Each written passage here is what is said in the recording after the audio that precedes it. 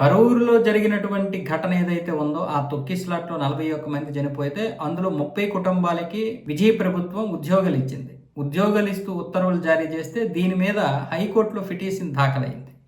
హైకోర్టులో పిటిషన్ దాఖలైతే ఈ విధంగా మీరు ఎలా ఉద్యోగాలు ఇస్తారని చెప్పి హైకోర్టు దీన్ని తిరస్కరించింది. ఇది కరెక్ట్ కాదని చెప్పి దీన్ని మళ్ళీ టీవీకే ప్రభుత్వం సుప్రీంకోర్టులో సవాల్ చేసింది. సుప్రీంకోర్టు ఏమొచ్చేసి ఇప్పుడు మీరు ఏ విధంగా ప్రభుత్వ ఉద్యోగాలు అడ్డగిస్తారని చెప్పి హైకోర్టు ఇచ్చినటువంటి ఆదేశాల మీద స్టే విధించింది. అంటే ఇప్పుడు స్టే ఉంటుంది దీని మీద ఇంకా పూర్తి వివరం, అంటే దీని మీద ఇంకా వాదోపవాదాలు జరిగిన తర్వాత సుప్రీంకోర్టు ఏమొచ్చేసి ఒక తీర్పు ఇస్తుంది. కానీ స్టే ఇచ్చిందంటే దాని అర్థం ఏంటి? ప్రభుత్వ ఉద్యోగాలు ఇస్తే మీకేంటి నొప్పి అని అన్నప్పుడే ఈ ఉద్యోగాలు ఇవ్వడానికి సుప్రీంకోర్టు సుముఖంగా ఉందని చెప్పి అర్థం.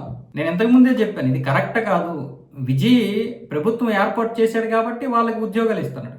ఒకవేళ విజయ్ ప్రభుత్వం ఏర్పాటు చేయకపోతే అప్పుడేం చేస్తాడు? అంటే అన్యాయం చేసినట్లే కదా. కాబట్టి ఈ కరూరు సంఘటన ఎలా జరిగింది? మీరు రావడం వల్ల జరిగింది. మీరు అక్కడికి రాబట్టి, సభ పెట్టబట్టి, జనాలు రాబట్టి, అక్కడ మీరందరూ రాజకీయాలు చేయబట్టి అమాయకులైనటువంటి ప్రజలు చనిపోయారు. ఇక్కడ డిఎంకే ఏం చేసింది? ప్రజలందరూ రానియండి, ఎంతమంది ఎక్కువ వస్తే అంత మంచిది, తొక్కిసలాట్లో వాళ్ళే చేస్తారని చెప్పి అది వదిలేసింది. పోలీసులకు కూడా పెద్దగా ఇది చేయలేదు. విజయ్ ఏం చేశాడు? 10,000 మంది పట్టేటటువంటి దీనికి మధ్యాహ్నం 2 గంటలకు రావాల్సినటువంటి వ్యక్తి సాయంత్రం 7 గంటలకు వచ్చాడు. ఎందుకంటే జనాలు ఎక్కువ మంది వస్తారు, నన్ను చూడడానికి జనాలు ఎక్కువ మంది వస్తే ఆ కెమెరాకి నింపుగా జనాలు కనపడతారు, తద్వారా రేపు ప్రభుత్వాలు భయపడతాయి, డిఎంకే ప్రభుత్వం భయపడుతుందని చెప్పి తన స్వార్థానికి లేటుగా వచ్చాడు. డిఎంకే వచ్చేసి పోలీసుల చేత మీరు పెద్దగా పట్టించుకోకండి అన్నట్టుగా మాట్లాడింది. ఏమైంది? మధ్యలో అంబులెన్స్ పంపించారు, తర్వాత తొక్కిసలాట జరిగింది.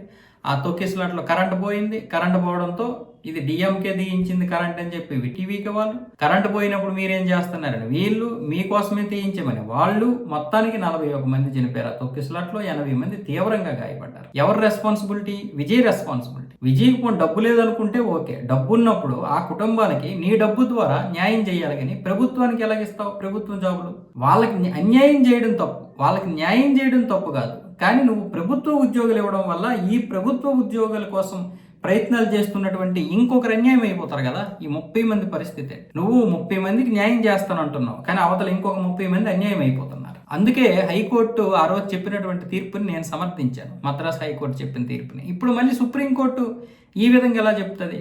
నీ వల్ల జరిగినప్పుడు నువ్వు న్యాయం చేయాలి కదా. నువ్వు ప్రభుత్వ ఉద్యోగులు ఎలా ఇస్తావని అడగాలి. కానీ ప్రభుత్వ ఉద్యోగులు ఇస్తే మీకు నొప్పి ఏంటి అని ధర్మాసనం చెప్తే నొప్పి కాదా? అక్కడ టాలెంట్ పరులు అయినటువంటి వారు, కష్టపడినటువంటి వారు ఉన్నటువంటి స్టూడెంట్స్ ఉంటారు, వాళ్ళు చదువు పూర్తి చేసుకుని వస్తారు, వాళ్ళ ఉద్యోగాల కోసం ప్రయత్నాలు చేసుకుంటారు. ఇప్పుడు వీళ్ళకి ఎలా ఇస్తారు? వీళ్ళ కుటుంబ సభ్యులు చనిపోయారు, దానికి విజయ్ మాత్రమే న్యాయం చేయాలి. విజయ్ వాళ్ళు చనిపోయారు కాబట్టి విజయ్ న్యాయం చేయాలి. విజయ్ కాడ డబ్బు తక్కువ ఉందా? మనిషికి 50 లక్షల రూపాయలు చెప్పి ఏదో ఒక కంపెనీ పెట్టవచ్చుగా, లేదా మనిషికి 50 లక్షల రూపాయలు చెప్పి వదిలేవచ్చుగా. నీ ఇంటి డబ్బు అవ్వకూడదు, కానీ ప్రజల సొమ్ము మాత్రం ఇలా దారాదత్తం చేసేవచ్చు.